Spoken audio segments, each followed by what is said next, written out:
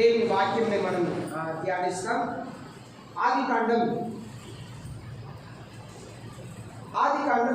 23-24 అధ్యాయంని మనం ధ్యానించబోతున్నాం. అయితే నేను చిన్నప్పుడు ఒక న్యూస్ పేపర్లో తరచుగా ఒక స్టోరీని చదివేవాడిని. అది ఒక 4-5 బొమ్మలు ఉండింది. ఆ బొమ్మలు మాట్లాడేటట్లుగా ఆ కథలు ఉంటుంది. దాంట్లో ఆ కథ ఏంటంటే 7 కొండలు 7 సముద్రములు దాటి వెళ్తే అక్కడ చాలా పొజిషన్లు ఉంటుంది, బంగారం అంతా కూడా ఉంటుంది. కనుక ఒక వ్యక్తి 7 కొండలు 7 సముద్రములు దాటి తను ప్రయాణం చేసినప్పుడు వాటి మధ్యలో తను ఎదుర్కొంటున్న ప్రతి ఒక్క సమస్యల గురించి ఇంత స్టోరీలు ప్రతిరోజు పెట్టేవారు. ఆ స్టోరీని చదవడానికి ప్రతిరోజు న్యూస్ పేపర్ని తీసుకొని చూసేవారు. ఎందుకంటే అది కార్టూన్ స్టోరీస్, బొమ్మలతో ఉంటాయి కనుక చిన్నపిల్లలు అందరికీ కార్టూన్ బొమ్మలతో ఉన్న స్టోరీ అంటే చాలా ఇష్టపడతారు. కనుక ప్రతిరోజు చదివేవాడిని. ఆ 7 కొండలు ఎప్పుడు దాటుతాను. నేను పెద్దగా అయిపోయాను. కొన్ని సంవత్సరాల తర్వాత ఆ న్యూస్ పేపర్ నేను చదవలేదు. ఆ న్యూస్ పేపర్ అయినా 7 కొండలు 7 సముద్రాలు దాటిందే నాకు తెలియదు. ఎందుకంటే ఆ కథ సారాంశాన్ని పెడతా ఉంటాను. నేను చిన్నప్పటి నుండి ఆ కథని చదువుతున్నా ఉన్నాను కానీ ఒక్క కొండే తాటాడు, ఒక సముద్రమే తాటాడు, కానీ ఇంకా తాకట్లే. అలాంటి కథలు, పెద్ద కథలు చెప్పేవాడు. మనకు పరలోక రాజ్యం ఉంది. ఆ పరలోక రాజ్యాన్ని క్రైస్తవులైన మనం స్వతంత్రించుకోవాలంటే మనం కూడా 7 కొండలు 7 సముద్రంలాంటి ప్రయాణం చేయాలి. మధ్యలో దారిలో ఎన్నో సమస్యలు వస్తూ ఉంటుంది, ఎన్నో బాధలు వస్తూ ఉండేది. యాత్రికుల ప్రయాణం అని చెప్పి ఒక బుక్ ఉంది. అయితే ఆ వీడియోని కూడా పోయినసారి నీకు మేము చూపించాను. ఆ యాత్రికుడు ప్రయాణంలో ఆ యాత్రికుడు విశ్వాస వీరుడు, ఒక క్రైస్తవుడు ప్రారంభ దినంలో ఎలాగో తన జీవితంలో ప్రారంభించాడు. తనకి ఎన్ని కష్టములు బాధలు వచ్చింది, చివరిగా పరలోక రాజ్యాన్ని ఎలా చేరాడు అనే సత్యం గురించి క్రైస్తవులైన నేను ముందు ఉన్న దినములలో దేవుని కొరకు సాక్షిగా నిలబడవలసిన అవసరం ఉంది. Yesayya is not the redeemer for the persecution of the church. సంఘం వెళ్ళబోతున్న శ్రమల నుండి రక్షించే దేవుడు ఆయన కాదు. Is not going to redeem the church out of the persecution. అర్థమవుతుందా? ముందున్న దినంలో జరగబోయే ఈ శ్రమల నుండి దేవుడి సంఘంని కాపాడు. Is going to let the church go through the tribulation. Many people believe that persecution, before the persecution there is going to be rapture. I want to tell you there is no rapture in the Bible. Paul the apostle, he said that there is going to be a time where we change into the likeness of God in a moment. వాక్యంలో మనం చదువుతున్నాము, పౌలు అపోస్తలుడు చెప్తున్నాడు, మరు రూపంలో మనం మార్చబడతాము, ఒక క్షణంలో మార్చబడతాము. దేవుడు దొంగ వలె వస్తారు, అనగా ఎవరు ఎరగని సమయంలో దేవుడు వస్తారు అనే మాటలన్నింటినీ పట్టుకొని చాలామంది రహస్యంగా దేవుడు వస్తారు అని చెప్పి నమ్మకంతో ఉన్నారు. I don't discourage anyone. నేను అలాంటి వారు ఎవరిని కూడా నిరుత్సాహం చేయను. ఎందుకంటే నేను కూడా దాన్ని ఆశపడుతున్నాను. దేవా, ఒకవేళ ఎంతోమంది దేవుని సేవకులు బోధించినట్లుగా ఒకవేళ రాకడ వస్తే, మీ రహస్యంగా వస్తే మేము ఎత్తబడే గుంపులో నేను కూడా ఉండాలని నేను ఆశపడుతున్నాను. అదే సమయంలో I don't want you church to be deceived. మీరు ఎవరు మోసపోవటానికి నాకు ఇష్టం లేదు. నేను దేవుని చేత నేర్చుకున్న సత్యం మీకు బోధిస్తున్నాను. రహస్యంగా దేవుడు రారు. When Jesus Christ comes, all the eyes will look upon him. దేవుడు వచ్చినప్పుడు ప్రతి ఒక్క కన్నులు కూడా దేవుని చూస్తారు. కనుక రహస్యంగా యేసయ్య రారు. ప్రతి ఒక్క కళ్ళు కూడా యేసయ్యను చూస్తుందని దేవుని వాక్యం సెలవిస్తుంది. కనుక మీరు రహస్యంగా యేసయ్య వస్తారు. శ్రమల్లో మనం వెళ్ళము, సంఘం శ్రమల్లో వెళ్ళదు. ఆ యేసయ్య వచ్చినప్పుడు ఎత్తుకొని పడతాం అని చెప్పి చాలామంది బోధిస్తున్న రీతిగా మీరు జీవించండి. కానీ మీ విశ్వాస జీవితంలో శ్రమల కొరకు సిద్ధపరచుకోండి. ఏంటండి, నేను ఆ రోమా దేశంలో చనిపోయిన వారికంటే, ఇంగ్లాండ్ దేశంలో దేవుని కొరకు ప్రాణం పెట్టిన వారికంటే, చీనా దేశంలో దేవుని కొరకు ప్రాణం పెట్టిన వారికంటే, సిరియా దేశంలో, ఇంకా చాలా పాకిస్తాన్లోను, ముస్లిం కంట్రీస్లోను, ఇంకా ఒరిస్సాలోను చాలా ప్రాంతంలో యేసయ్య కొరకు తమ ప్రాణాన్ని పెట్టిన వారి కంటే మీరు నేను పరిశుద్ధులండి. ఈనాటి సంఘం అంతా పరిశుద్ధమైన సంఘమా, దేవుని ఆశించే సంఘమా? ప్రతి ఒక్క సంఘం వాళ్ళ దగ్గర లక్షల కోట్లు ఉన్నాయి. సంఘంలో ఉన్న పేదవాళ్ళకి కూడా సహాయం చేయకుండా లక్షలు కోట్లు పోగు చేసుకుంటున్న సంఘాలు, చాలా సంఘాలు ఉన్నాయి. దేవుని సొమ్ముని అమ్ముకొని వాటిని తమ సొంత లాభం కొరకు, తమ సొంత కుటుంబం కొరకు, పిల్లల కొరకు ఆస్తిని పోగు చేసుకుంటున్నాయి సంఘాలు, బోళ్ళ సంఘాలు ఉన్నాయి. ఈ సంఘం కొరకు దేవుడు రహస్యంగా రాబోతున్నారు. ఇలాంటి క్రైస్తవులుగా, మోసకరమైన క్రైస్తవులను కాపాడటానికి యేసయ్య రహస్యంగా రాబోతున్నారు. ఎంతమంది మీలో ప్రతిదినము దేవుని వాక్యం ధ్యానిస్తున్నారు? ఎంతమంది ప్రతిదినము కూడా మీరు వ్యక్తిగతంగా మీరు ప్రార్థన చేస్తున్నారు? ఎంతమంది మిమ్మల్ని పరిశుద్ధంగా కాపాడుకునేందుకు ప్రయత్నం చేస్తున్నారు? ఎంతమంది ఇంకా బంగారం కొనుటకో, ఇంకా ఆస్తిని సమకూర్చుటకో, ఇంకా నేను డబ్బు సంపాదించుతేనే, నేను డబ్బు పోగు చేసుకుంటేనే నేను బాగుంటానన్న ఆలోచన కలిగి ఉన్నారు? దేవుని మీద ఎంతమంది విశ్వాసంతో ఉన్నారు? ఈనాడు నడిపిస్తున్న దేవుడు రేపు కూడా నన్ను నడిపిస్తాడు. ముందు నా దగ్గర ఏమి లేక ఉన్నప్పుడు నడిపించిన దేవుడు ఈనాడు నడిపిస్తున్న దేవుడు రేపు కూడా నడిపిస్తాను. ఎంతమంది క్రైస్తవులు ఈనాడు విశ్వాసంతో ఉన్నారు? ఎంతమంది క్రైస్తవ సంఘం ఈనాడు కోట్లు లక్షలు పోగు చేసుకొని, ఇంకా ప్రజల దగ్గర పోగు చేసుకొని, రోడ్డు పక్కన ఉన్న వారికి ఒక పూట ఆహారం ఇవ్వకుండా, అనాథలకు, విధవరాండ్రులకు సహాయం చేయకుండా, చర్చిలో ఉన్న చదవలేని పిల్లలకు ఫీజులు కట్టకుండా, బుక్ లేక, బ్యాగ్ లేక బుక్ని చేతులు పట్టుకొని వెళ్ళిచుండగా, ఇంకా చెప్పులు లేక క్రైస్తవులు ఉండగా, ఒక క్రిస్మస్ పండుగకు మంచి చీర కొనక లేని సమయంలో కూడా చర్చ్ అకౌంట్లో లక్షలు పెట్టుకొని, ఇంకా ఒక్కరు కూడా ఒక చీర కొని ఇవ్వక, మంచి ఆహారం ఇవ్వక ఉన్న క్రైస్తవుల్ని కాపాడటానికి యేసయ్య రహస్యంగా రాబోతున్నారు. కష్టపడి దేవుని సేవకులుగా సువార్తను ప్రకటించి ఇంటికి వెళ్ళి వారి నిమిత్తముగా ప్రార్థన చేసి వారిని రక్షించి తీసుకొస్తే ఈనాడు ఎంతమంది క్రైస్తవులు, ఎంతమంది పాస్టర్లు, ఎంతమంది విశ్వాసులు మా చర్చికి రండన్నా, మా చర్చికి రండక్క, మా పాస్టర్ గారు గొప్ప ఆయన, ఇంటర్నేషనల్ స్పీకర్, అడ్వర్టైజ్మెంట్ అలాగే ఇస్తారు, ఇంట్రొడక్షన్ అలాగే ఇస్తారు, అంతర్జాతీయ సువార్థికుడు, అభిషేకితుడు, ఇలాగే ఈనాటి సంఘస్థులు కూడా ఈ మాటలు విని చెప్పుకొని ఒక సేవకుడు సంపాదించి ఆత్మని దొంగతనం చేసుకొని వెళ్ళిపోవట్లేదా? ఈనాడు ఎన్ని సంఘాలు అలా పుట్టుకు రాలేదు? సండే స్కూల్ పిల్లల్ని దొంగలించుకొని వెళ్ళటం, పెద్దల్ని దొంగలించుకొని వెళ్ళటం. నేను దేవుని పరిచయం చేస్తున్నాను, బ్రతుకు తెరువుకు లేకుండా, చదువు లేకుండా, ఉద్యోగం చూడటానికి ఒళ్ళు నొప్పితో దేవుని సేవను చేస్తున్నానని చెప్పి సంఘముల చోట్లోనే సంఘంని ఏర్పాటు చేసుకొని, ఒక సంఘంలోకి వెళ్ళి సంఘస్థుల్ని కొద్దిమందిని దొంగతనం చేసుకొని సంఘం నడిపిస్తున్న ఈ సంఘముల కొరకు యేసయ్య రహస్యముగా వస్తారని అనుకుంటున్నారు. No, don't be deceive. మోసపోవద్దు. ఈనాడు చాలా మంది సేవకులు విశ్వాసుల్ని, అమాయకమైన విశ్వాసుల్ని మోసపరుస్తున్నారు. రహస్యంగా వస్తారు, యేసయ్య రహస్యంగా వస్తారు, సిద్ధపడండి కాదు. నేను సేవలు చూస్తున్న వారు ఎంతో మంది ఉన్నారు. విభచారంలో ఇంకా కొనసాగుతున్న వారు ఉన్నారు. పాపపు జీవితంలో కొనసాగుతున్న వారు ఉన్నారు. బూతుల్లోను, అబద్ధంలోను, తిరుగుబాటు స్వభావంలోను, అవిధేయతలను ఎదుగుతున్న వారు ఎంతో ఉన్నారు. యేసయ్య ఈ సంఘాల కొరకు వస్తున్నారు. వెళ్ళండి. కోట్లు పెట్టుకుంటున్న వారిని వాళ్ళ దగ్గర ప్రార్థన చేసుకోవడానికి వెళ్ళండి. యేసయ్యని మీరు ఎప్పుడు మోకరించినా మీరు కలగవచ్చు, కానీ అలాంటి సేవకులు మీరు కలవలేదు. They are VIP, very important.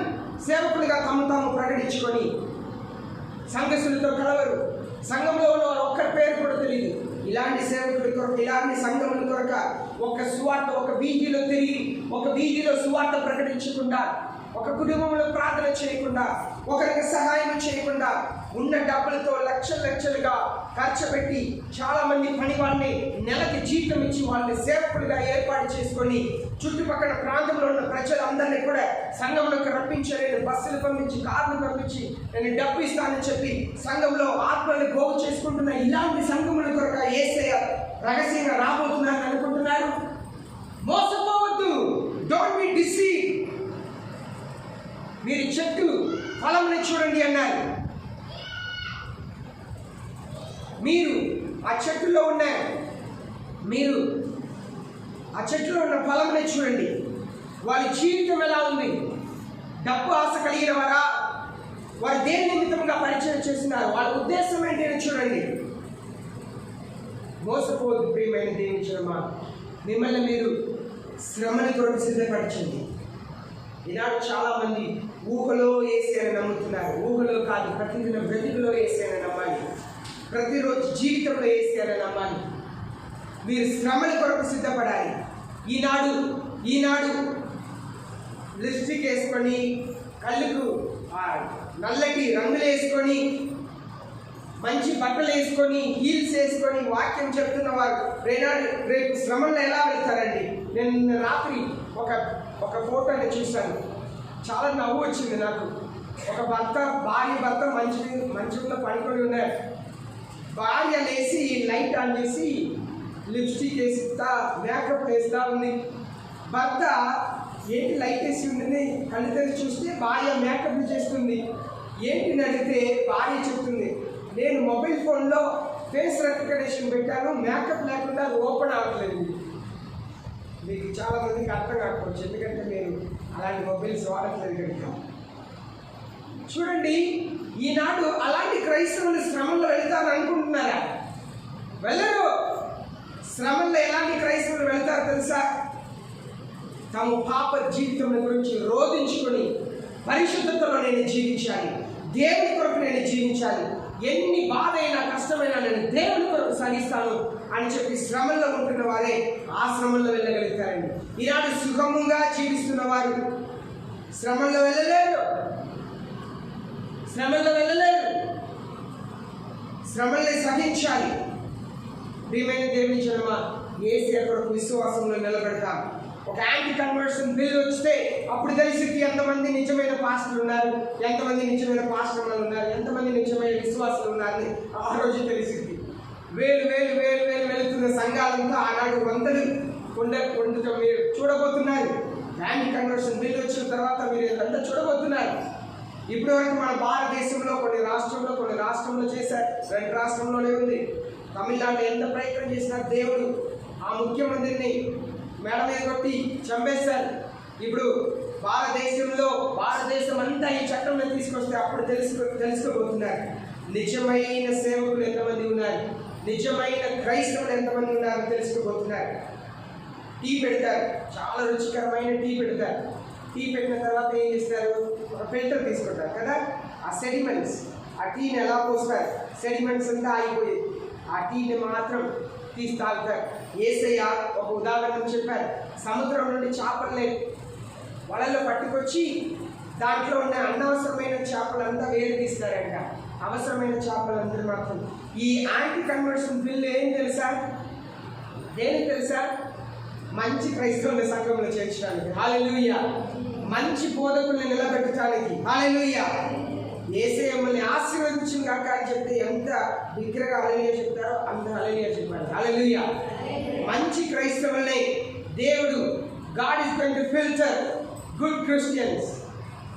నామకాస్త క్రైస్తవులందరూ కూడా అక్కడ ఉండిపోవాలి, ఆ ఫిల్టర్లో. యాంటీ కన్వర్షన్ బిల్లు అక్కడ ఉండిపోవాలి. నిజమైన క్రైస్తవులే కిందకు వస్తారు. దేవుని కొరకు ప్రాణాన్ని పెట్టే క్రైస్తవులే కిందకు రాబోతున్నారు. ఈ ఉదయకాలంలో నేను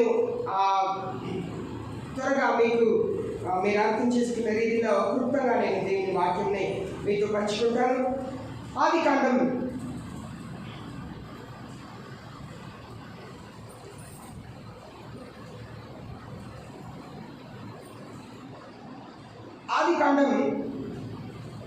23వ అధ్యాయంలో మనం చూస్తున్నాము. Abraham and 107 Sarah was 107 and 20 years old. ఇప్పుడు సారాకు 127 సంవత్సరాల వయసు. సారాకు ఎప్పుడు కుమారుడు పుట్టాడు? ఇసాకు పుట్టాడు 91 సంవత్సరంలో ఇసాకు పుట్టాడు. ఇప్పుడు సారాకు ఎంత వయసు? 127. అయితే ఇప్పుడు ఇసాకు ఎంత వయసు? 37 సంవత్సరముల వయసు. కనుక 37 సంవత్సరాల వరకు మీ పిల్లలు యవనస్తులు వేచి ఉండవచ్చు. నేను కూడా లేట్గానే పెళ్లి చేసుకున్నాను, దానికి తనలో జుట్టు ఏం తప్పలేదు. కనుక తొందరపడవద్దు, వివాహం చేయాలి అని చెప్పి తొందరపడవద్దు. చాలా కుటుంబాల్లో ఈనాటి కుటుంబాలు నిలబడకపోవటానికి కారణం, అమ్మాయి పెద్ద అమ్మాయి అయింది, త్వరగా పెళ్లి చేసి పంపించాలి, ఏదో ఒక ఉద్దేశంతో పెళ్లి చేయటం, ఆ 1-2 సంవత్సరంలో విడిపోయి ఇంట్లో కూర్చోవటం. వేచి ఉండండి. ఇస్సాకు చాలా పెద్దవాడైపోయాడు. అయితే ఇప్పుడు ఇక్కడ మనం చూస్తున్నాము, ఈ 23వ అధ్యాయంలో కొన్ని సత్యమునే నేను మీకు దేవుని వాక్యం నుండి చెప్తున్నాను. సారా చనిపోయింది. అయితే అబ్రహాం అక్కడ ఉన్న ప్రజల మధ్యలో ఆ ప్రాంతంలో సారాని పాత పెట్టాలి అని చెప్పి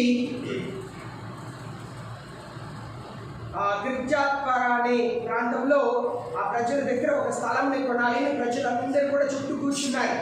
అబ్రహాం ఇక్కడ ఏం చేస్తున్నారని మనం నేర్చుకోబోతున్నాం. 6వ వచనంలో చూస్తున్నాము, అందరూ చెప్తున్నారు, యు ఆర్ మైటీ ఫ్రెండ్స్, మిమ్మల్ని దేవుడు గొప్పగా మిమ్మల్ని దీవించాడు. ఎందుకంటే మనం 21వ అధ్యాయంలో మనం ఈ వాక్యంలో చదివాము.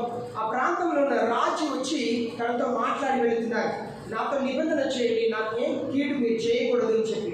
అయితే ఆ ప్రాంత ప్రజలందరూ కూడా అబ్రహాంని మీరు దేవుని చేత ఆశీర్వదించబడిన వారు గుర్తించారు. అబ్రహాంని దేవుడు అంతగా దీవించారని, మీరు మైటీ ఫ్రెండ్స్, మా మధ్యలో గొప్ప వ్యక్తి, మీకు ఏ స్థలం కావాలంటే తీసుకండి అంటే అబ్రహాం చెప్తున్నాడు, అలాగూ కాదు, ఇదిగోండి నేను ఎబ్రోన్ సన్ ఆఫ్ సోహార్ స్థలం నాకు కావాలి, అక్కడ ఒక సమాధి గుహ ఉంది కదా, దాంతో మాకు కావాలి అని చెప్తే ఆయన పిలుచుకొచ్చాడు. ఆయన చెప్తాడు, అయ్యా మీకు నాకేంటి, ఆ స్థలం ఏంటి, మీరు తీసుకోండి అని చెప్తే, అలా కాదు, డబ్బు ఇచ్చి కొంటాను అని చెప్తే తను చెప్పిన డబ్బుని ఇచ్చి ఆ సమాధి గుహని అలాగే అక్కడ ఉన్న చెట్లు అన్నిటినీ ఆ ప్రాంతంని అబ్రహాం కొనుక్కున్నారు. ఇక్కడ మనం ఏమి నేర్చుకుంటున్నామంటే 7వ వచనంలో చూస్తున్నాము, అబ్రహాం స్టూడ్ అప్. ఇప్పుడు అబ్రహాంకి ఎంత వయసు? 100 సంవత్సరంలో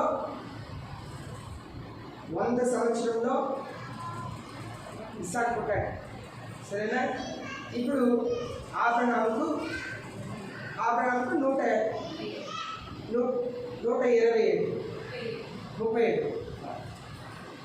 ఇస్సాకు 37 సంవత్సరాలు. ఎందుకంటే సారా 90 సంవత్సరాల టైం కనుక 10 సంవత్సరాలు మనం మైనస్ తీసుకోవాలి. కనుక అయితే ఇక్కడ మనం చూస్తున్నాము, అబ్రహాంకు 127 సంవత్సరములు. అబ్రహాంకు ఇక్కడ మనం ఏం నేర్చుకుంటున్నామంటే, ఆ వయసులో అబ్రహాం ప్రజలు ఎదుట లేచి నిలబడ్డాడు. పెద్ద ఆయన లేచి నిలబడి ఏం చేస్తున్నారని మనం చూస్తున్నాం. చూడండి, bowed himself to the people of the land. ఆ ప్రాంత ప్రజలు ఎదుట నమస్కరించారంట.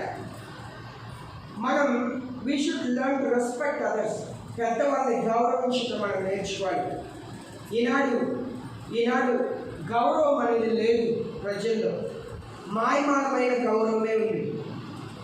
అది రాజకీయ నాయకుల మధ్యలోనే సరే, లేదు ఇళ్లలోనే సరే. ఈనాడు ఇళ్లలో నేను ఒక పాస్టర్ గారికి పెడితే నాన్నగారు అని చెప్పి ఇద్దరు పిల్లలు నేను పిలవటం విన్నాను. ఇంకా ఒక పాస్టర్ గారి ఇంట్లో కూడా నాన్నగారు. ఈనాడు అంతా లేదు. ఈనాడు భర్తని గౌరవంగా పిలిచే కాలం కూడా లేదు. కాలంతా మారిపోయింది. అయితే ఇలాంటి సమయంలో కూడా మంచివారు ఉన్నారని అనుకోండి. అబ్రహాం అంత వయసులో కూడా లేచి నిలబడి వాళ్ళకి మర్యాద వేస్తున్నారు. ఈ బౌడ్ హిమ్సెల్ఫ్. ఇప్పుడు ఇదే మనం నేర్చుకుంటున్నాము. Even to the children of height. ఆ హైట్ ప్రాంత ప్రజలు పిల్లల ముందు పిల్లలకు కూడా నమస్కారం చేస్తారంట. పెద్దలకు నమస్కారం చేశారు, పిల్లలకు నమస్కారం చేశారు. ఎంత పెద్ద వయసు. 6వ వచనంలో మనం చదువుతున్నాము, you are mighty prince among us. మీరు గొప్ప రాజకుమారులు లాంటి వారు. సమాజంలో అంత ధనవంతుడిగా ఉన్నారు. పెద్ద ఆయన, వయసులో పెద్ద ఆయన, ఆస్తిలో పెద్ద ఆయన, చిన్న పిల్లలకు కూడా నమస్కారం చేస్తున్నారు. ఈనాడు నేను చాలామంది పెద్దవాళ్ళని సేవకుల్ని కూడా చూశాను, అసలు ఎవరిని లెక్క చేయరు. ఈనాడు విశ్వాసులు కూడా అలాగే తయారైపోయారు. ఒకప్పుడు విశ్వాసులు, నేను హాస్టల్లో చదువుతున్నప్పుడు మాకు స్పిరిచువల్ నర్చర్ టీంలో ఒకటి ఉండేది. వాళ్ళు వచ్చి ఆత్మీయమైన విషయంలో మాకు బోధిస్తుంటారు. ఆ అన్న ఇలా చెప్తారు, తను సిఎస్ఐ, తమిళనాడులో సిఎస్ఐ చర్చ్ నుండి తను దాన్ని వదిలేసి ఈ సేవని పిల్లల మధ్యలో చేస్తుంటే తన వస్త్రం ధరించుకొని బస్సు ఎక్కితే అందరు లేచి నిలబెడతారండి. ఆయన బస్సులో ఉన్నా కూడా లేచి నిలబెడతారు. అయ్యర్ వాళ్ళు అంటారు మా భాషలో, ఆ ఏరియాలో లేచి నిలబెడతారు. బస్సులో అందరు లేచి నిలబెడతారంట. డ్రైవర్ తప్పాను అనుకోండి, చూసిన వాళ్ళు అందరు లేచి నిలబెడతారంట. అంత గౌరవం ఉండేదంట. వెంటనే అలా లేచి ఆ సీటు ఖాళీ చేస్తారంట, పక్కన కూర్చోవాలంట. అంత గౌరవిస్తారు. తర్వాత పాస్టర్ గారిని చూస్తే రెండు చేతులు నమస్కారం చేసి వందనాలండి, మా భాషలో స్తోత్రం అంటారు. కానీ ఈనాడు ఎలా అయిపోయింది తెలుసా? కుడి చేతిలో అన్నారండి ఆయన చెప్పి ఇప్పుడు ఎడ చేతిలో అన్నారండి. ఈనాడు ఎలా అయిపోయింది తెలుసా? ఇలా నడిచేస్తాం అన్నారండి. అయిపోయింది. ఈనాడు ఇదే సాతానుడు ప్రజల్ని ఎలా మారుస్తున్నాడంటే గౌరవం ఇవ్వకుండా. ఈనాడు ఎందుకంటే సేవకుడు ఏంటి, ఈనాడు ఇలాగే ఉన్నాయి. సేవకుడు ఏంటి, ఎవరైనా పిలిచి ప్రార్థన ఇంట్లో పెట్టుకోవచ్చు, పెళ్ళిగా ఎవరైనా పిలిచి చేసుకోవచ్చు. అలాంటి ఒక స్థితి ఈనాడు క్రైస్తవ జీవితం. అబ్రహాము దగ్గర మనం నేర్చుకుంటున్నాము, అంత ధనం కలిగి ఉన్నా, అంత వయసు కలిగి ఉన్నా, పెద్దల ముందు తను తాను నమస్కరించాడంట, పిల్లల ముందు నమస్కరించాడంట. పిల్లలకు కూడా గౌరవం ఇచ్చే మాట్లాడాలి, పిల్లల్ని కూడా మర్యాదపూర్వకంగా మాట్లాడాలి. ఈనాడు అది లేదు. పెద్దల్ని గౌరవించే స్థితి పోయింది. ఈనాడు పిల్లల్ని గౌరవించే స్థితి కూడా పోయింది. అదే మనం ఇక్కడ నేర్చుకుంటున్నాం. అబ్రహాం అక్కడ ఉన్న ప్రజల దగ్గర చెప్తున్నారు, నా కొరకు ప్రతినాడు చూడండి అని చెప్పి క్రయం ఇచ్చి ఆ స్థలంని తను తీసుకున్నట్లుగా మనం చూస్తున్నాం. అలాగనే మరలా 12వ వచనంలో చూస్తున్నాము, Abraham bowed down himself before the people of the land. ఆ ప్రజలందరూ కూడా మీరు మా మధ్యలో ఒక రాజులా జీవిస్తున్నారని చెప్తే ఆయన అయితే ప్రజలు ఎదుట తను తాను వంగి నమస్కరిస్తున్నారంట. ఈనాడు డబ్బు ఉన్నవారు ఎవరిని లెక్క చేసేవారు కాదు. ఈనాడు డబ్బు ఉంటే ఎవరిని లెక్క చేయరు, అందరిని చిన్న చూపు చూస్తారు. కానీ అబ్రహాం అంత ధనం కలిగి ఉన్నా కూడా ప్రజలు ఎదుట సాష్టాంగంగా పడి వాళ్ళని నమస్కరించారంట. హల్లెలూయా. దేవుని పిల్లలు మనం నేర్చుకోవాలి. మనం we have to respect others, గౌరవించాలి. మీరు క్రైస్తవ సహోదరులు ఒకరిని ఒకరు చూసినప్పుడు ఒకరికొకరు వందనాలు చెప్పుకోవాలి. ఒకరిని ఒకరు చూసినప్పుడు వాటిని ఘనపరచాలి, గౌరవించాలి. అబ్రహాం దగ్గర, ధనం కలిగిన అబ్రహాం దగ్గర మనం నేర్చుకుంటున్న సత్యం ఇది. అలాగే మనం 22వ అధ్యాయంలో మనం నేర్చుకున్న సత్యం అదే, గౌరవంని మనం ఎలా ఇతరులని గౌరవించాలి అనే సత్యంని మనం నేర్చుకుంటున్నాం. 24వ అధ్యాయంలో మనం చూసుకుంటున్నాము, అబ్రహాం విశ్వాస జీవితం ద్వారా, అబ్రహాం జీవితంలో the lord had blessed Abraham in all things. దేవుడు అన్ని రీతిలో అబ్రహాంని దీవించారంట. అబ్రహాంని ఆరోగ్యపరంగా దీవించాడు, అబ్రహాంని ఆర్థికపరంగా దీవించాడు, అబ్రహాంని ఆత్మీయంగా దీవించాడు. అన్ని రీతిలో అబ్రహాంని దీవించడం వలన అబ్రహాం చాలా గొప్పవాడిగా ఉన్నాడు. కనుక తన ఇంట్లో ఒక పనివాడు ఉన్నాడు. ఆ పనివాడు ఎంత నమ్మకం కలిగిన వాడంటే ఆ పనివాడి చేతిలోనే అన్ని ఆస్తులు ఉన్నాయంట. ఆస్తులంతా పనివాడి చేతిలోనే ఉంది. ఆయన్ని పిలిచారు, ఎలియాజర్ని పిలిచి ఇలాగ చెప్తున్నారు, ఇదిగో నా కుమారుడికి నువ్వు ఒక భార్యని తీసుకురావాలి, ఆమెనే నా తండ్రి ఇంటి నుండి ఆ ఊరు నుండి తీసుకురావాలి. ఒకవేళ ఆ స్త్రీ నువ్వు పిలిచి రాకపోతే నీ మీద ఏముండదు, కానీ నా పిల్లోడిని మాత్రం నువ్వు వెనక తీసుకెళ్ళకూడదు, ఆ ఊరికి తీసుకెళ్ళకూడదు అంటున్నాడు. 2 పర్యాయం ఈ మాటని అబ్రహాం తనతో చెప్తున్నారు. 6వ వచనంలోనూ అలాగనే 10వ వచనంలో నా పిల్లోడిని మాత్రం నువ్వు మరలా దేశంలోకి తీసుకెళ్ళకూడదు. దేవుడు పిలిచాడు, నేను బయలుదేరి వచ్చేసాను, మరలా నేను వెనక్కి తిరిగి వెళ్ళను. హల్లెలూయా. దేవుడు నన్ను పిలిచాడు. విలియం కేరీ ఒక భక్తుడు ఈ భారతదేశంలోకి వచ్చాడండి. తనే ప్రింటింగ్ మిషన్ని ముందుకు తీసుకొచ్చాడు. మొదటిగా తను రప్పించిన ప్రింటింగ్ మిషన్ సముద్రంలో మునిగిపోయింది. రెండవసారి ప్రింటింగ్ మిషన్ తీసుకొచ్చాడు. తను గొప్ప కార్యాలని భారతదేశంలో చేశాడు. తను చెప్పులు కుట్టే పని చేసేవాడు. ఈ భారతదేశంలో చాలా భాషల్లో బైబిల్ గ్రంథంని తర్జుమా చేశారు. ఆయన భార్య మొదటి కుమారుడు అక్కడ వచ్చిన తర్వాత చాలా కరువు కష్టం. అక్కడ వాళ్ళ దేశంలో ఉన్నప్పుడు కూడా చెప్పులు కుట్టే పనియే, కానీ వాళ్ళ దేశంలో ఉన్న సౌకర్యం వేరు.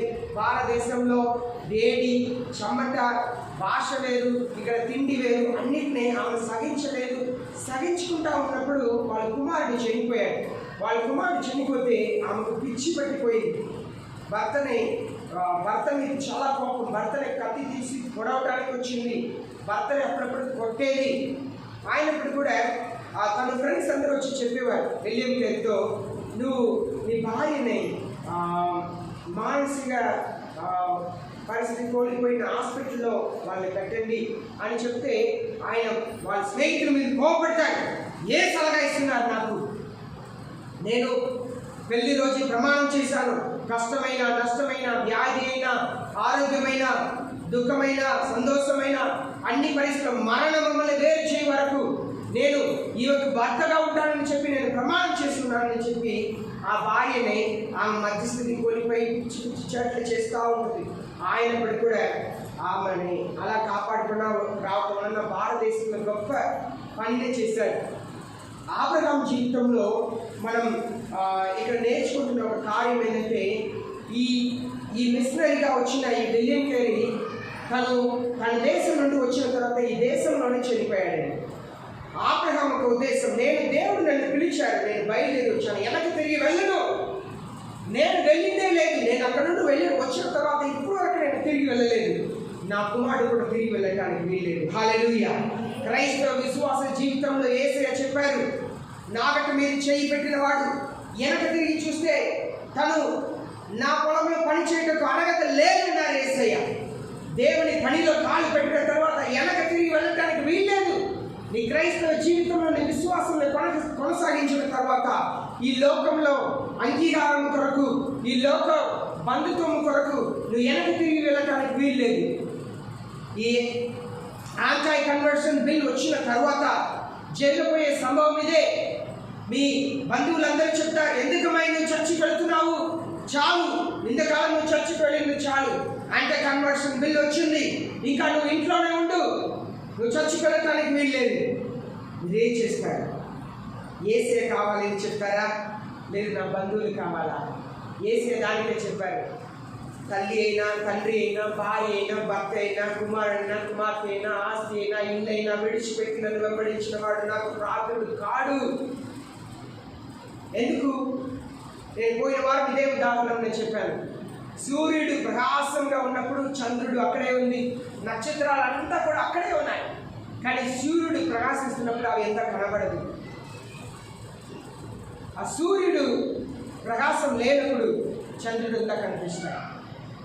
యేసయ్యని మీ ఇంట్లో ఉన్న వారు అందరికంటే మీరు గొప్పగా ప్రేమించాలి. మీ ప్రేమ సూర్యుడిలా ఉండాలి.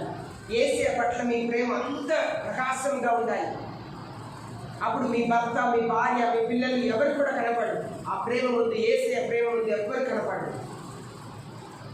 యేసయ్య ప్రేమ అంతగా మీ హృదయంలో ఉంటేనే మీరు దేవుని కొరకు శ్రమల దినంలో ప్రవేశించగలుగుతారు.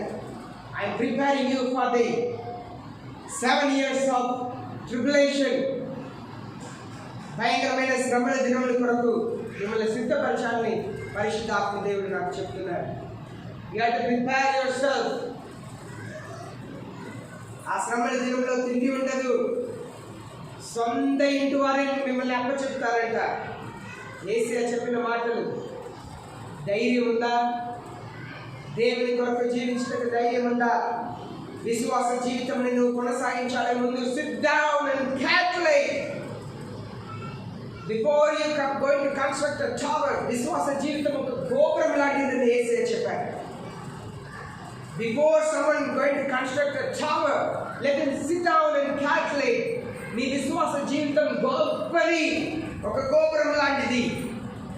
సముద్రం దగ్గర బీకన్ లైట్ ఉంటుంది. ఆ బీకన్ లైట్ ఏం చేసింది? రాత్రి పక్క అలా లైట్ అలా తిరుగుతూ ఉండింది. సముద్రంలో ఎన్నో మైలు దూరంలో ఉన్నవారు ఆ లైట్ని చూసి ఇది మా ఊరు అని చెప్పి ఆ లైట్ని చూసి ప్రయాణం చేసి వస్తారు. దానికి యేసయ్య గోపురం లాంటిది అన్నారు. ఆ టవర్, విశ్వాస జీవితం ఒక టవర్ని యేసయ్య పోల్చారు. క్రైస్తవ జీవితంలో ఒక గోపురంని పోల్చారు. ఒక టవర్ని, గోపురంని కట్టేవాడు కూర్చొని ముందు లెక్క పెట్టమన్నారు. ఇనుము ఎంత అయింది, ఇసుక ఎంత అయింది, రాళ్ళు ఎంత అయింది, పని వాళ్ళ కూలి ఎంత అయింది, అదెంత అయింది, ఇదెంత అయింది, నేను కట్టగలుగుతానా లేదా? నీ క్రైస్తవ జీవితంలో నా బంధువుల్ని కాటి నేను యేసయ్యను వెంబడించగలుగుతానా? నాకు ఆకలిగా ఉన్నా నేను యేసయ్యను వెంబడించగలుగుతానా? నా పిల్లల్ని భర్త నా దగ్గర తీసుకొని లేకపోతే నా అత్తగారు మామగారు పిల్లల్ని తీసుకొని నువ్వు క్రైస్తవురాలు యేసయ్య కావాలని చెప్తున్నా కనుక నీకు పిల్లల మీద అధికారం లేదు, లేకపోతే పోలీసులు అప్పచెప్తానంటే నాకు యేసయ్య కావాలని చెప్పి వచ్చే ధైర్యం ఈనాడు ఎంతమందికి ఉంది? ఎంతమందికి ఉందండి? భార్య భర్త గొడవ అయింది. భార్య ఏడుస్తా పెట్టిన సర్దుకుంటుంది. భర్త వెళ్ళి మొహం కడుక్కుంటా బయట వచ్చి చూస్తే భార్య బట్టలంతా సర్దుకుంటుంది. ఏంటి సర్దుకుంటున్నావు? ఎక్కడికి వెళ్తున్నావు అంటే మా అమ్మ ఇంటికి వెళ్తాను అని చెప్పింది. వెంటనే భర్త ఏం చేశాడు? ఆయన పెద్ద సూట్ కేసులు తీసి ఆయన కూడా బట్టలు సర్దటం మొదలుపెట్టాడు. భార్య అడిగింది, నువ్వు ఎందుకు సర్దుతున్నావు? నువ్వు ఎక్కడికి వెళ్ళబోతున్నావు? నేను మా అమ్మ ఇంటికి వెళ్ళబోతున్నాను అన్నాడు భర్త. భార్య చెప్పింది, అయితే మన 6 సంవత్సరాల అబ్బాయిని ఎవరు చూసుకునేది? మన 6 సంవత్సరాల అబ్బాయిని ఎవరు చూసుకునేది? భర్త చెప్పాడు, నువ్వు నీ అమ్మ ఇంటికి వెళ్తున్నావు, నేను నా అమ్మ ఇంటికి వెళ్తున్నాను, మన పిల్లోడు వాళ్ళ అమ్మ దగ్గర వెళ్ళాలి అన్నాడు. ఈనాడు ప్రేమ అంతే ఉంది, మనుషుల ప్రేమ అంతే ఉంది. ఎవరికోద్దు, మనుషుల అక్రమముల చేత ప్రేమ చల్లారుని వేసే వాక్యం చదివిస్తాడు. మనుషుల అక్రమముల చేత ఈనాడు సంఘాల్లో కూడా ప్రేమ లేదు. సేవకుల అక్రమాల చేత సేవకుల మధ్యలో ప్రేమ లేదు. భార్య భర్త అక్రమాల చేత భార్య భర్త మధ్యలో ప్రేమ లేదు. తల్లిదండ్రులు పిల్లలు కుటుంబంలో ఉన్న అక్రమాల చేత వాళ్ళ మధ్యలో ప్రేమ లేదు. ఎక్కడ చూసినా ప్రేమ లేదు. దానికి పరిశుద్ధాత్మ దేవుడు చాలా ఇబ్బంది పడుతున్నారు. ప్రేమగా ఉంటేనే పరిశుద్ధాత్మ దేవుడు హృదయాల్లో ఉండగలుగుతారు. ప్రేమ లేదు. ఈ అబ్రహాం జీవితంలో తన ఎంత విశ్వాసం కలిగిన వ్యక్తి అంటే, దయచేసి నా కొడుకునే వెనక తీసుకెళ్ళొద్దు, నువ్వు క్రైస్తవ జీవితంలో ముందుకు అడిగేస్తావా? మనం ఇప్పుడు చూసాం కదా క్లిప్లో, కొందరు ప్రాణాన్ని కాపాడటానికి తప్పించుకోవాలని ప్రయత్నం చేస్తున్నారు. కొంతమంది ప్రాణాన్ని కాపాడుకుంటే కొందరు తమ ప్రాణాన్ని పాటలు పాడుతా త్యాగం చేస్తున్నారు.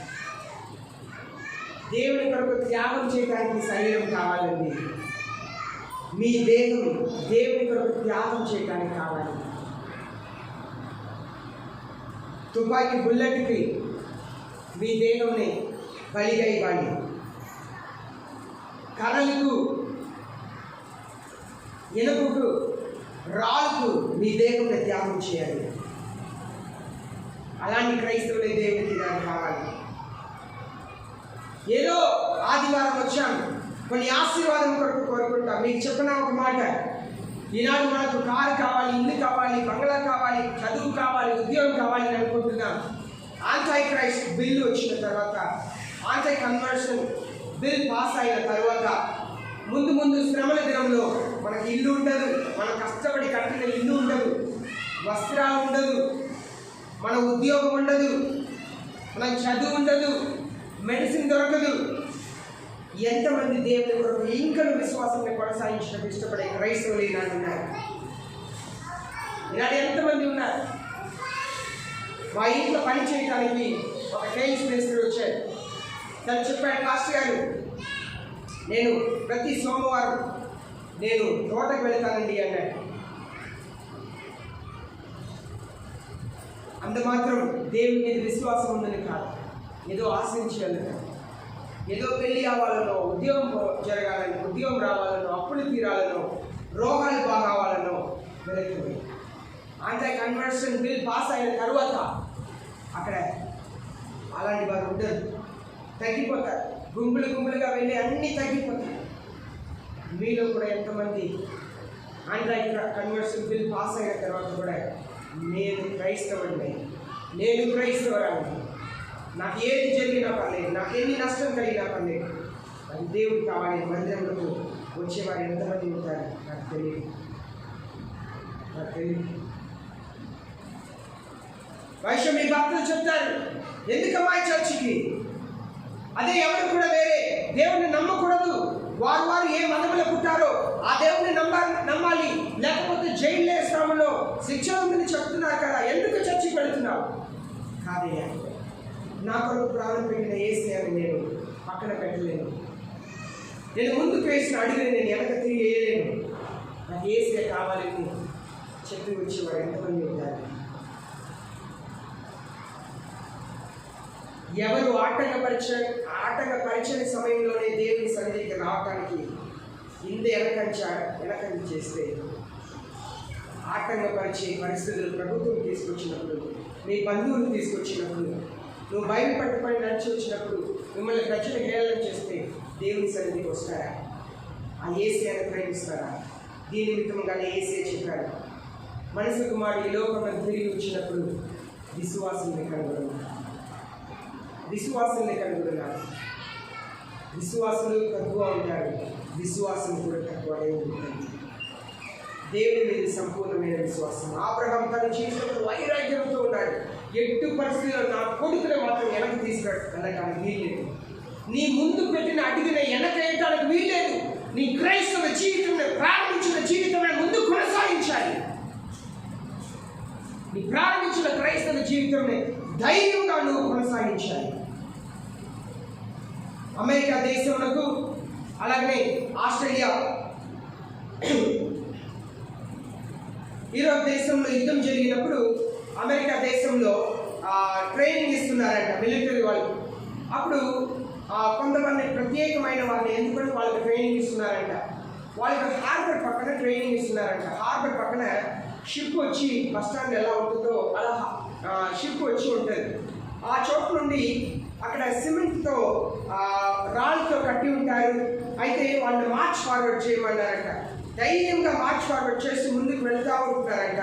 కొంతమంది జ్ఞానం కలిగిన వారు ఆ ఎడ్జ్ వచ్చిన వెంటనే అక్కడే ఆగిపోయారంట. కొందరు మాత్రం నాకు ఇంకా కమాండ్ రాలేదు, స్టాప్ ఆగిపోని చెప్పి కమాండ్ రాలేదు కనుక నేను నడవాలని చెప్పి నడుస్తా పై నుండి కింద సముద్రంలో పడిపోయారు. కింద పడిపోయిన వాళ్ళని వాళ్ళందరూ ఉద్యోగంలో తీసుకున్నారు. ఎవరెవరు అక్కడంటే ఆగిపోయారో వాళ్ళని వెనక్కి పంపించేశారంట. క్రైస్తవ జీవితంలో నువ్వు ముందు అడుగు పెట్టావు, విశ్వాస జీవితంలో కొనసాగించావు. ఎన్ని కష్టమైనా, ఎన్ని నష్టములైనా, జీవితంలో ఎన్ని బాధలు రాని, ఎన్ని కష్టములు రాని ఆగిపోవద్దు. నువ్వు అడుగుపెట్టిన క్రైస్తవ జీవితంలో, విశ్వాస జీవితంలో కొనసాగించి, దేవుని మీద నమ్మకం ఉంచి, దేవుని మీద విశ్వాసం ఉంచి, నీ కొరకు గొప్ప పరలోక రాజ్యం ఉంది. హల్లెలూయా. బంగార వీధి అని మన రెండు మంచి పాటలు ఈరోజు పాడారు. ఒకటి, నీ ఉంటే నాకు చాలయ్యా, నా శరీరం అంతా కుళ్ళిపోయినా పర్లేదు, నా ఆస్తి అంతా పోయినా పర్లేదు, నీ ఉంటే చాలు. అలాంటి దినం నిజంగానే రాబోతుంది. యాంటీ కన్వర్షన్ బిల్ పాస్ అయిన తరువాత మనం ముందున్న దినంలో we are going to enter into the persecution days, the 7 years of tribulation, the rule of Antichrist. Antichrist rule లో మనం ప్రవేశించబోతున్నాం. పరిశుద్ధాత్మ దేవుడు మిమ్మల్ని బ్రతిమాడేది ఏం తెలుసా? వెనక్కి తిరిగి. ఇక్కడ చూడండి, అబ్రహాం చెప్తాడు, దయచేసి నా కొడుకుని వెనక్కి తీసుకెళ్ళండి. క్రైస్తవ జీవితంలో వెనక్కి తిరిగి చూడవద్దు, ముందుకు వెళ్ళాలి, విశ్వాసం కలిగి ఉండాలి, ధైర్యంగా ఉండాలి. యేసయ్యనే కొట్టుతున్నప్పుడు మీ పిల్లల్ని ఎవరైనా మీ కళ్ళు ముందు కొడుతుంటే ఎలా ఉంది? మీ పిల్లల్ని అది కూడా నీ బిడ్డ ఏ తప్పు చేయలేదు, మంచివాడు, వాడిని ఎవరైనా కొడుతుంటే మీరేం చేస్తారు? ఏం చేస్తారండి? ఏం చేస్తారు? ఎవరు ఊరుకోరు కదా. కానీ పాపమే చేయలేని యేసయ్యనే ఆయన మొహం మీద ఉమ్మూసి ముళ్ళు కిరీటంని తన తలపైన పెట్టి నొక్కుతూ ఉంటే, కర్రతో ఆయన కొట్టి బట్టలు విప్పి ఆయన కొట్టి హింసిస్తూ ఉంటే, సిలువైన బరువైన సిలువని ఆయన మీద మోయమని చెప్పి వీధి అంతా అవమానపరుస్తా ఆయన తీసుకొచ్చి ఉండగా, కొంతమంది ఇంకా రాళ్ళు వేసి ఆయన గాయముల మీద గాయపరిచి ఉండగా పరలోక తండ్రి దాన్ని చూస్తా మౌనంగా ఉన్నాడు. దిగి వచ్చి రక్షించలేదు. యేసయ్య చెప్తున్నారు గెత్సేమనే తోటంలో, పేతురు, నేను ప్రార్థన చేస్తే నా పరలోకపు తండ్రి he will send the legions of angels to protect me. చాలా దేవదూతల్ని పంపించాను నువ్వు అనుకుంటున్నావా? కానీ నా తండ్రి చిత్తం చేయడానికి వచ్చాను. మీ పట్ల నా పట్ల పరలోకపు తండ్రి చిత్తం ఏం తెలుసా అండి? నా మొదటి కుమారుడు, మీ అన్నయ్య నా అన్నయ్య, మీ అన్నయ్య నా అన్నయ్య, నా మొదటి కుమారుడు యేసయ్య నడిచిన దారిలో నడవండి. యేసయ్య తన కుమారుడిని సిలువ వేసినప్పుడు పరలోకపు తండ్రి దిగి రాలేదు. నేను ఇలాగూ సాక్ష్యంలో విన్నాను. ఒక పాస్టర్ గారిని కొట్టడానికి కర్రని ఎలా పైకి లేపితే అలా చెయ్యి ఆగిపోయింది. బైబిల్ గ్రంథంలో కూడా యెరెమీయాని కొట్టడానికి వస్తే అలా చెయ్యి ఆగిపోయింది. కానీ యేసయ్యని కొట్టడానికి వస్తే పరలోకపు తండ్రి ఎవరు చెయ్యిని ఆపలేదు. శరముని చీల్చి వేసేటట్లా కొట్టారు. మేకలతో సులువ మీద వేసినప్పుడు చెయ్యిని ఆపలేదు. యెరెమీయా ప్రవక్తని కొడితే దేవుడు చెయ్యిని ఆపేశారు. కానీ తన కుమారుడిని కొడుతుంటే పరలోకపు తండ్రి వారిని ఆపలేదు. పరిశుద్ధాత్మ దేవుడు మిమ్మల్ని నన్ను కోరుకుంటున్నది, నా కొరకు నిలబెడతారా? నా కొరకు ఈ లోకం ఎదుట సాక్షిగా ఉంటారా? మీ బంధువులు ఎదుట నా కొరకు సాక్షిగా ఉంటారా? మీ కులస్తుల ముందు నా కొరకు సాక్షిగా ఉంటారా? ఈ సమాజం ఎదుట నా కొరకు సాక్షిగా ఉంటారా? మీ పని చేసిన చోట్ల నా కొరకు సాక్షిగా ఉంటారా? అందరు చెప్తారు తిరిగి వారు బుద్ధిహీనులు ఈ క్రైస్తవులు. ఆ దేవుడిని పట్టుకొని ఉద్యోగంలో వదులుకుంటారా ఏంటి? ఆ భార్యను పట్టుకొని పిల్లల్ని వదులుకుంటారా ఏంటి? ఆ దేవుడిని పట్టుకొని మనిషిని వదులుకుంటారా ఏంటి? ఆ దేవుడిని పట్టుకొని ఆకలితో ఉంటారా ఏంటి? ఆనాడు కూడా మనం చూసినట్లుగా రోమా దేశంలో ఆ చక్రవర్తి అరేనాలో క్రైస్తవులను వదిలిపెట్టి సింహాలను వదిలేస్తే అక్కడ చెప్పేవారు నవ్వుతున్నారు, క్రైస్తవులు వీరికి వాళ్ళు మూర్ఖులు, ఆ దేవుడి కొరకు ప్రాణులను పెడుతున్నాడు. అదిగో ఆమె ఎంత ధనవంతురాలు, ఆయన ఎంత ధనవంతుడు, ఆ దేవుడి కొరకు అన్నింటినీ వదిలిపెట్టి చచ్చిపోతున్నాడు, సింహాలకు బలి అవుతున్నాడు. ఈనాడు పరిశుద్ధాత్మ దేవుడు మిమ్మల్ని అడుగుతున్నాడు, దేవుని కొరకు నిలబడగలుగుతారా? మీ విశ్వాస జీవితంలో ఇంతకాలం మీరు ఎందుకు చర్చకు వస్తున్నారు? దేవుడు ఏదైనా అప్పు తీరుస్తాడన్నా, మీ పట్ల అద్భుతాలు చేస్తాడని మాత్రమన్నా, దేవుని కొరకు నిలబడేవారు కావాలి. యేసయ్య కొరకు ప్రాణంని సమర్పించేవారు కావాలి. ఈ అన్ని దినములు దేవుడు అలాంటి వారికి ఎదురు చూస్తున్నారు. ఇంతవరకు వచ్చిన వారందరినీ రమ్మని పిలిచారు. 2 చేతులు చాపి పిలుస్తూ ఉన్నారు. సముద్రం నుండి వల నిండా చేపలు పట్టుకొచ్చాడు. ఇప్పుడు యేసయ్య కూర్చొని మంచి చేపలు వేరుగా, అనవసరమైన చేపలు వేరుగా చేయబోయే కాలం వచ్చింది. యాంటీ కన్వర్షన్ బిల్ పాస్ చేయబోతున్నాడు. దేవుడు క్రైస్తవుల్ని, యథార్థమైన క్రైస్తవుల్ని వేరు చేసే కాలం వచ్చింది. మీ విశ్వాస జీవితం లెక్కపెట్టే కాలం వచ్చింది. క్రైస్తవ జీవితంలో వెనకంచిన ఇప్పుడు అబ్రహాం పనివాడు, అబ్రహాంకు భార్యని చూడటానికి వాడు సొంత ఊరికి వెళ్ళాడు. తను ఇలాగ ప్రార్థన చేసినాడు. ఒక చోట్లో ఊరు బయట వచ్చాడు, సాయంత్రం సమయం అయింది. అక్కడ ఇలాగ ప్రార్థన చేసినాడు, అబ్రహాం దేవుడా, నా యజమానుడిని కనికరించి ఈ ప్రార్థనని ఆలకించండి.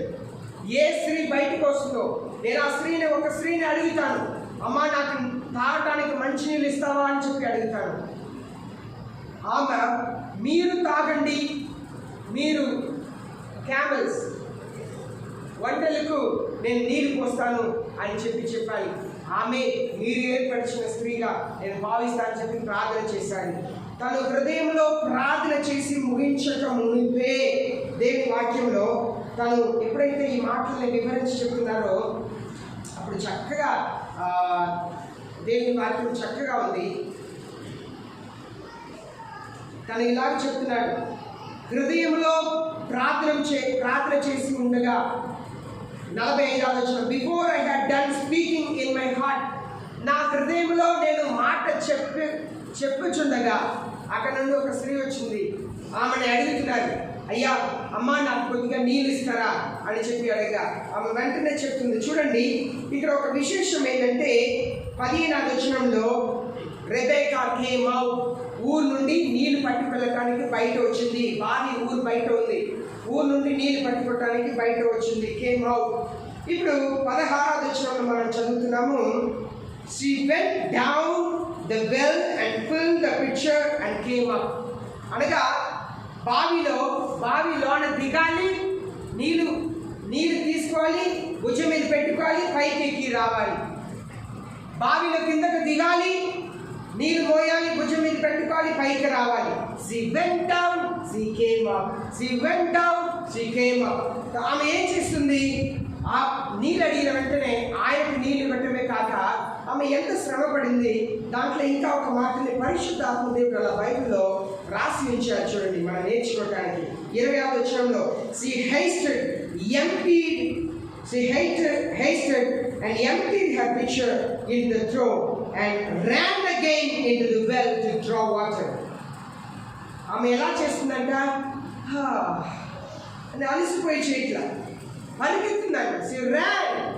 పరిగెత్తి గమని మెట్లు దిగుతుంది, నీళ్ళు మోస్తుంది. ఎందుకంటే ఆ దినంలో వాళ్ళు బావి తవ్వేవారు.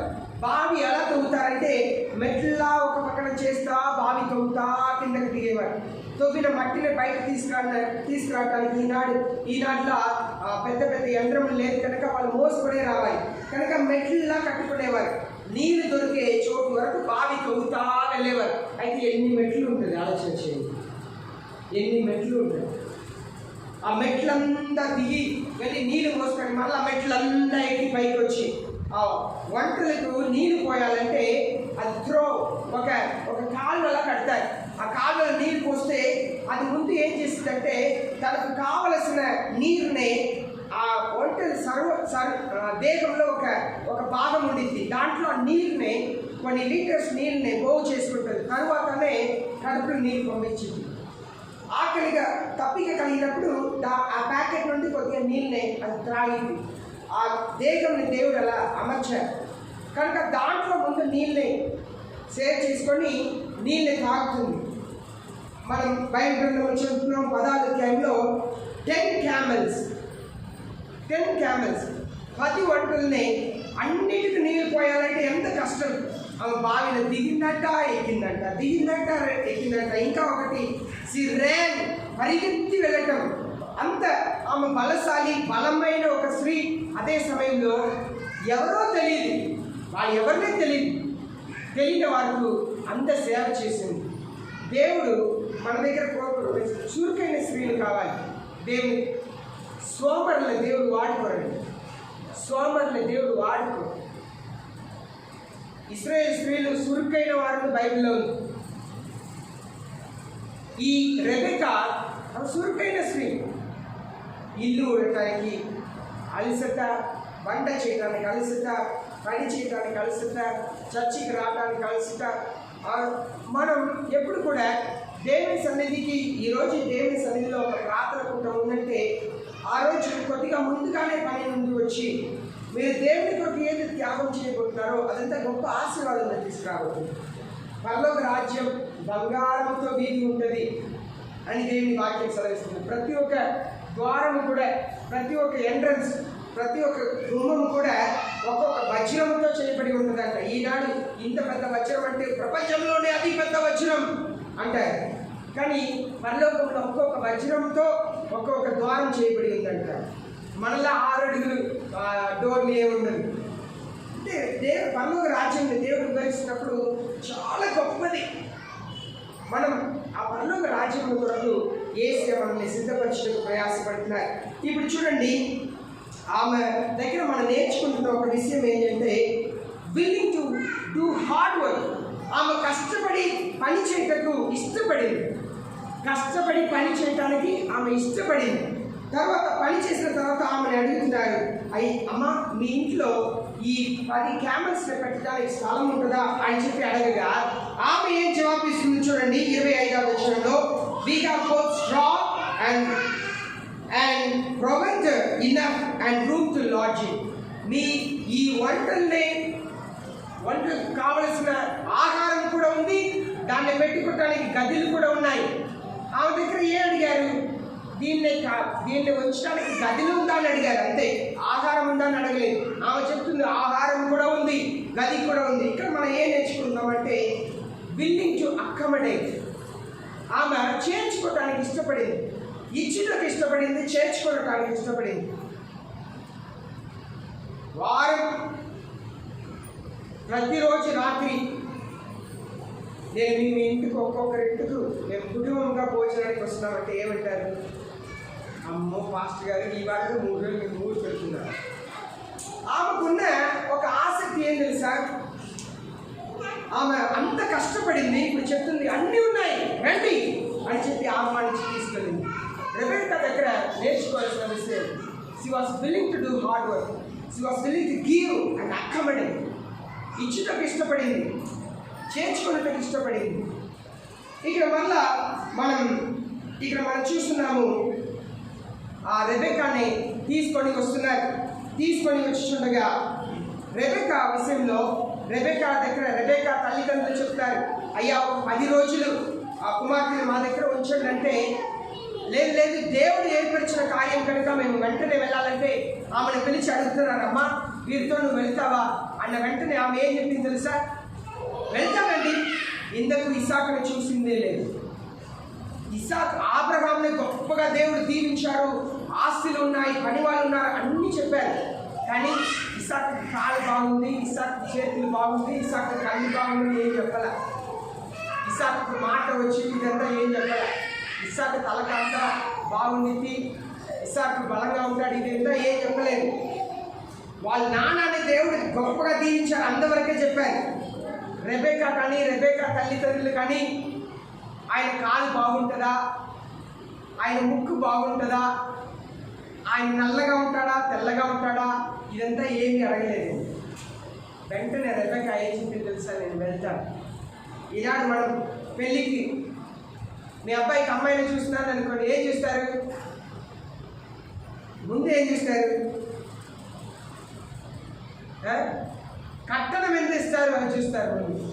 తర్వాత అమ్మాయి ఎలా ఉందని చూస్తారు. తర్వాత వాళ్ళు ఏ ఉద్యోగం చేస్తున్నారు. అవునా? ఆ దినంలో పెళ్లి చూపుకి వస్తే అమ్మాయిని పాట పాడమంటారంట. ఎందుకు టీ పత్రిక వెళ్తున్నారు?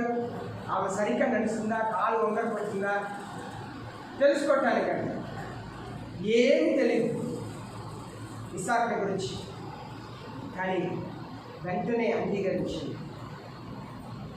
ఆమె మనసు అంత గొప్పది, త్యాగం చేయటారు.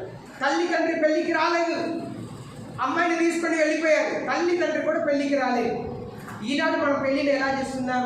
బంధుమిత్రులు, ఊళ్ళో ఉన్నవారు అందరినీ పిలిచి గొప్పగా పెళ్లి చేస్తున్నాం. ఈ పెళ్లి ఎలా జరిగింది తెలుసా? ఇస్సాకు రెబెక్కాకు తల్లిదండ్రులు అమ్మాయిని ఆ వంటల మీద ఎక్కి పంపించేశారు, అంతే. వాళ్ళ పెళ్ళికి కూడా రాలేదు. ఈనాడు మనం అలా కాదు. అమ్మాయిని పెళ్లి చేసి ఇవ్వాలంటే అబ్బాయి ఊరు దగ్గర ఉండాలి. అలా వెళ్ళి చూసి వచ్చేది ఎట్లా ఉండాలి? మనకు దగ్గర ఉండాలి. అంతా మనకు దగ్గర ఉండాలి. ఎవరు బాగుండకూడదు. మన పిల్లలు బాగలేకపోయినా పర్లేదు, కానీ దగ్గరే ఉండాలి. వాళ్ళ బ్రతికి బాగలేకపోయినా పర్లేదు, వాళ్ళ జీవితం నరకపోయినా పర్లేదు, కానీ మన చుట్టే ఉండాలి. రెబెక్కా తల్లిదండ్రులు ఆమెను పంపించారు. రెబెక్కా మళ్ళా తిరిగి వస్తాను రాదు తెలియదు. ఆమె ధైర్యంగా వెళ్ళింది. రెబెక్కా అక్కడ వెళ్ళిన తర్వాత ఒకవేళ అమ్మ గుర్తుకొస్తున్నారండి అంటే ఇస్సాకు చెప్తుంటాడు, నా నాన్న చెప్పిన మాట, నేను ఎట్టి పరిస్థితుల్లో కూడా దేవుడు పిలిచిన చోటు నుండి నేను తిరిగి వెళ్ళకూడదు. నువ్వు నన్ను నమ్మి వచ్చావు, నువ్వు నాతోనే ఉండాలి. ఒకవేళ నీకు చూడటానికి ఇష్టం అంటే నువ్వు వెళ్ళరా కానీ నేను వెళ్ళను. అత్తగారు మామగారి ఇంటికి ఎన్నడూ ఇసాకు వెళ్ళలేదు. బయట అదే చూస్తున్నా. అంటే వాళ్ళని అవగౌరవపరిచి కాదు, దేవుడు ఇచ్చిన వాగ్దానం నెరవేర్చాలి కనుక. మనం ఇక్కడ ఒక సత్యంని నేర్చుకుంటున్నాం. అబ్రహాం జీవితంలో తన విశ్వాసాన్ని బట్టి తన కుమారుడు ఆదరించబడ్డాడు. ఇక్కడ మనం చూస్తున్నాము ఒక విషయం. 63వ వచనంలో ఆమె దూరంగా వస్తుంది, ప్రయాణం చేసి వస్తున్నప్పుడు ఒక వ్యక్తి మాత్రం పొలంలో కనిపిస్తున్నాడు. అప్పుడు ఆ వ్యక్తి ఎవరు ఒంటరిగా అక్కడ ఉన్నారంటే వాళ్ళు చెప్తున్నారు ఆయనే యజమానుడు చెప్పిన వెంటనే ఆమె ఆ ప్రయాణం చేసి వస్తున్న క్యామెల్ నుండి కింద దిగి ఆమె మొహంని కప్పుకుందంట. అంత గౌరవం దూరంగా చూడగానే బైబిల్లో ఒక మంచి మాట ఉంది. Isaac went out to meditate in the field at the even time. సాయంత్రం సమయంలో ఇస్సాకు తన ఇంటిని విడిచి పొలంలో ఒంటరిగా వెళ్ళి దేవుని ఆరాధించడం వెళ్ళాడంట. హల్లెలూయా. ఒంటరిగా వెళ్ళి ఎవరి దగ్గర నేర్చుకుని ఉంటాడు? తండ్రి దగ్గర నేర్చుకుని ఉంటాడు. సాయంత్రం అయినప్పుడు ఇప్పుడు తండ్రి మంచం మీద ఉన్నాడు. నేను ఆ మాటను వివరించి చెప్పలేదు.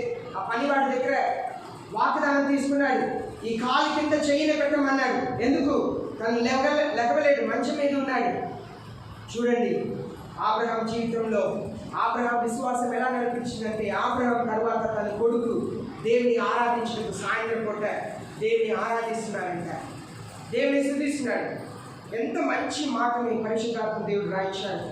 Isaac went out to meditate in the field at even time. సాయంత్రం సమయంలో దేవుని నామముని ఆరాధించినప్పుడు అబ్రహాం చెప్పాడు, ఇస్సాకు దేవుడు నక్షత్రాల వలె నేను ఫలింపచేస్తానని చెప్పారు, ఇసుక వలె దీవిస్తానని చెప్పారు. నీకొచ్చే భార్య ద్వారా దేవుడు గొప్ప జనాన్ని ఏర్పాటు చేయబోతున్నాడు. దేవుని స్తుతిస్తున్నాడు, ఆరాధిస్తున్నాడు. మన వ్యక్తిగతంగా దేవుని వాక్యంని మెడిటేట్ చేయాలని, ధ్యానించాలి. మీరు వింటున్న వాక్యంని ధ్యానించాలి. వాక్యంని ధ్యానించగా ధ్యానించగా ధ్యానించగా మీలో పరిశుద్ధత పెరుగుతుంది. దేవుని మీద భయం వస్తుంది. పాపం మీద ద్వేషం వస్తుంది. దేవునికి లోబడాలి, దేవుని వాక్యములకు లోబడాలి. లోబడే గొప్ప మనసు కావాలి. ఇక్కడ చివరిగా చూస్తున్నాం, చివరి వచనం 67వ వచనంలో, he loved her and Isaac was comforted after his mother's death. ఇస్సాకు రెబెకాని ప్రేమించాడంట. ఆమె ద్వారా ఆయన ఆదరించబడ్డాడంట. కొత్త నిబంధనలో కూడా దేవుడు అదే చెప్పారు, భర్తలారా భార్యని ప్రేమించండి. నేను ఎప్పుడు నాకు వచ్చే ఒక తలంపు ఏం తెలుసా? క్రీస్తు సంఘంని ప్రేమించినట్లుగా మీరు భార్యని ప్రేమించండి. క్రీస్తు సంఘంని ఎలా ప్రేమిస్తున్నాడు? మనం ఎన్నిసార్లు పాపం చేసినా వచ్చి క్షమాపణ అడిగినా క్షమిస్తూ ఉన్నారు. అవునా? ఎన్నిసారి పొరపాట్లు చేసినా క్షమిస్తూ ఉన్నారు. ఎన్నడూ కూడా నా దగ్గర వచ్చే వాళ్ళని నేను త్రోసివేయను అన్నారు యేసయ్య. Whoever comes to me, I will never send them back. యేసయ్య సంఘంని అంతగా ప్రేమిస్తారు. ఎన్నిసార్లు పాపం చేసినా ఆయన పాపం చేసి అయ్యా నేను క్షమించని, నేను పొరపాటు చేశానయ్యా అనేవారు ప్రతి ఉదయం తన నూతన వాత్సల్యం ఇస్తున్నారంటే, మీ దుఃఖంని బట్టి కాదండి. దుఃఖంని మీరు తెచ్చిపెట్టుకుంటే దేవుడు ఏం చేస్తారు? బాధల్ని మీరు తెచ్చిపెట్టుకుంటే మీరు చేసిన పాపమును క్షమించేది, అనుదినము పాపమును క్షమించి నూతనమైన వాత్సల్యాన్ని అనుగ్రహిస్తున్నారంట. మీ భర్తలు మీ చేత ఆదరించబడాలి. వేరే ఆమె చేత ఆదరించబడుతున్నారంటే మీలోనే పొరపాటు. అదే మనం నేర్చుకుంటున్నాం 67వ వచనంలో. మీ ప్రతి ఒక్కరి భర్తలు మీ చేత ఆదరించబడాలి. Isaac was comforted by Rebecca after his mother's death. తల్లి చనిపోయిన తర్వాత తల్లి ఆదరించినట్లుగా భార్య ఆదరించాలి భర్తని. ఆదరించడకే తల్లి లాంటి స్వభావం నీలో పుట్టారు. ఒకవేళ ఈ మేబీ ట్రాన్స్జెండర్ ఆడవాళ్ళ కనపడవచ్చు, కానీ మగవాళ్ళ స్వభావం ఉంటే దట్స్ కాల్డ్ ట్రాన్స్జెండర్. తేడా స్వభావం. కొంతమంది పురుషులు ఉంటారు, వాళ్ళకి ఆడవాళ్ళ స్వభావం ఉంటుంది. కొంతమంది ఆడవాళ్ళకి పురుషుల స్వభావం ఉంటుంది. వాళ్ళ స్వరములు కానీ, కేకలు కానీ, వాళ్ళ ప్రవర్తనలు కానీ ట్రాన్స్జెండర్, శరీర ప్రకారం లేకపోయినా మానసికంగా అది ఉండకూడదు. తల్లి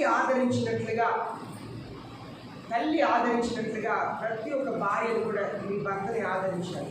అదే దేవుని వాక్యంలో మనం నేర్చుకుంటున్నాం. రెబెకా భర్త అయిన ఇస్సాకుని అంత ఆదరించిందంట. ఆయన ఆమెను ప్రేమించాడంట. కొత్త నిబంధన కూడా దేవుని ఆజ్ఞ అదే. కనుక మీరు మీ భర్తని ఆదరించకపోతే సింసోన్లా తను ఎక్కడైనా వెతికి వెళ్ళిపోతాడు. అది మీకు ప్రమాదం, అది వాస్తవం. ఎక్కడ చూసినా అదే జరుగుతుంది. మన భారతదేశ చట్టం తెలుసు కదా. నా భర్త వేరే ఆమెతో ఉందని చెప్పి మీరు కేసు పెట్టినా కూడా కుదరదండి. మన భారతదేశ చట్టం అది. కనుక 3 రోజులకు ముందు ఒక చట్టం వచ్చింది, చాలా దుర్మార్గమైన చట్టం. దాన్నే చెప్తున్నాను, మన అంది దినంలో ప్రవేశిస్తున్నాను. ఇద్దరు ప్రేమిస్తున్నారు, మేము పెళ్లి చేసుకోమని చెప్తే పెళ్లి చేసుకోబోతున్నాము అంటే వాళ్ళిద్దరు కలవటానికి వీల్లేదు, వాళ్ళు ఆగవలసిందే. మేము పెళ్లి చేసుకోము, ఊరికనే కలిసి ఉంటామంటే వాళ్ళు పాపం తీసుకున్నా కూడా తప్పులేదు. భారతదేశ చట్టం, గురువారం వచ్చిన చట్టం. ఇంటర్నెట్లో ఒకవేళ నా మెసేజ్ని వింటున్నారా మీరు? గురువారం న్యూస్ పేపర్ని ఇంటర్నెట్ని తీసి చదవండి. నేను దానికి ఇంత ధైర్యంగా ఇంటర్నెట్లో పెట్టేటప్పుడు కూడా ధైర్యంగా నేను ఈ మాటలు చెప్తున్నాను.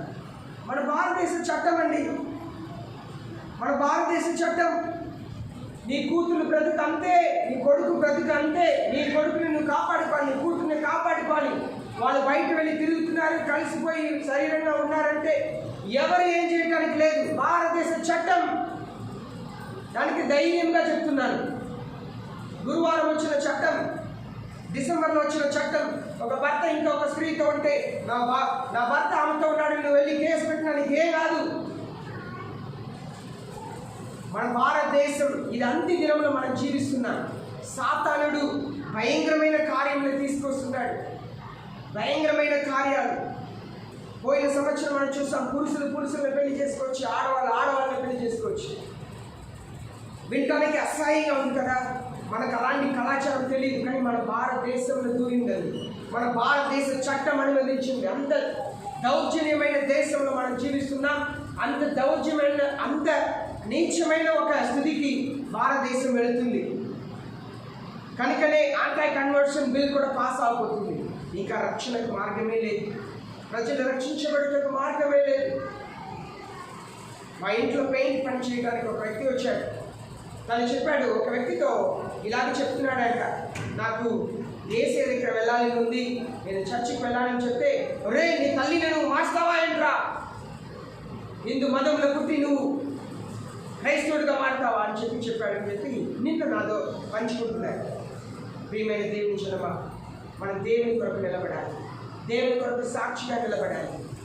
మీ కుటుంబాన్ని మీరు కాపాడుకోవాలి, మీ పిల్లల్ని మీరు కాపాడుకోవాలి. దేవుడు గొప్ప బాధ్యతను మీ మీద పెట్టారు. విశ్వాసం కలిగి ఉండండి, వ్యక్తిగతంగా ప్రార్థన చేయండి. ఇస్సాకు ఒంటరిగా దేవుని ధ్యానించుటకు ఒంటరిగా సమయం గడిపినట్లుగా దేవునితో ఒంటరి సమయం గడపండి. దేవుడు దాన్ని మిమ్మల్ని వాక్యం చేత ఆదరించి ఆశీర్వదించి మీ విశ్వాస జీవితం మిమ్మల్ని బలపరిచేదాక ఆమేన్. ప్రార్థన చేస్తాం. మనమందరూ కూడా మోకరించి ఈ మధ్యాహ్న సమయంలో ప్రార్థన చేస్తాం. తండ్రి నన్ను కనికరించి, మనిషి కుమారుడు తిరిగి వచ్చినప్పుడు విశ్వాసమే కనుగొనున్నా. ఇదే విశ్వాసంతో దేవుని కొరకు నిలబడగలుగుతారా? లేదు. అలాంటి కాలం వచ్చినప్పుడు మనుషుల మాట విని నా దేవుడు నా పొద్దుని చెప్పి వెళ్ళిపోతారా? సంఘాల్ని తుడిచివేసే కాలం వస్తుంది. భయముతో వణుకుతో యేసయ్యకు దూరం వెళ్ళే సమయం వస్తుంది. అంది దినంలో సాతానుడు ఎలా మోసం చేశారు తెలుసా? ఏం భయపడవద్దమ్మా, నువ్వు ఒంటరిగా ప్రార్థన చేసినా కూడా యేసయ్యను అంగీకరిస్తారు. కాదు, యేసయ్య తన జీవితంలో ఏ విషయంలో కూడా కంగారు పడలేదు, బాధపడలేదు. కానీ ఎప్పుడైతే దేవాలయంలో పాడి చేస్తున్నారో తను కొరడని తీసుకొని వచ్చారు. దేవాలయంలో దేవుని పిల్లలు ఉండాలి. నీ ఇళ్లలో ఉంటే సరిపోదు, కాపాడుకో. ప్రార్థన చేస్తున్నాం.